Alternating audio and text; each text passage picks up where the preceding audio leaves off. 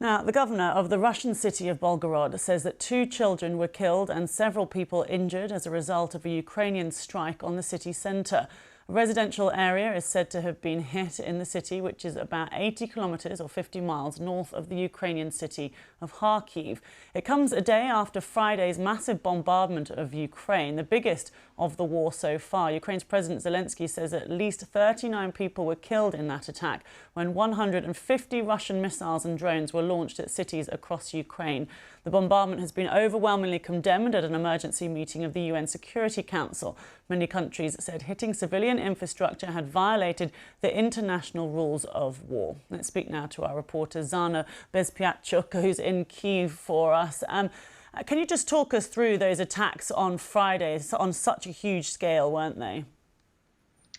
Yes, so far we can say that there is the file number already for all missiles and drones that attacked Ukraine. Altogether 158 drones and missiles of almost all possible times. So it's definitely the biggest number since the beginning of the Russian invasion in February 2022. All main Ukrainian cities all across the country were damaged, targeted by Russian missiles and drones. And the Ukrainian president has said that altogether 120 Ukrainian cities, towns, villages were affected by this particular attack. It came in a few waves. For example, in Kyiv, it's confirmed for now that 16 people were killed, and some people still, even now, when we are talking, stay under the debris in one of the districts of the Ukrainian capital, and rescue works, they continue. There is a hope that these people can be saved. Almost 160 people altogether all across the country were injured, and also over 30 people were killed. Yeah. Then came, of course, Ukraine's retaliatory attacks.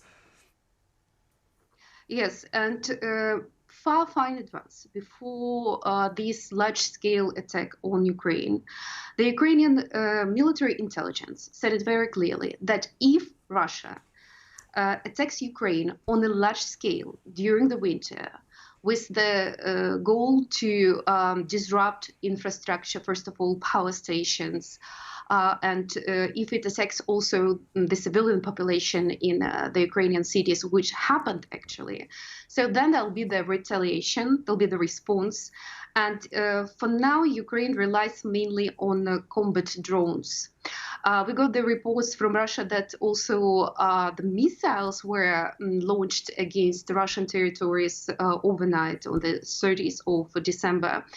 But that's an open question, and this information obviously has to be verified, because the part of the agreement that Ukraine has with the Western countries, that it can't use large-scale missiles supplied by the Western partners to target anything in the Russian territories. It can use them only to liberate own territories, including the Crimea. Yeah, and Zana, there have been reports of more Russian troops moving towards the border. Have you heard anything about that? If so, what can you tell us?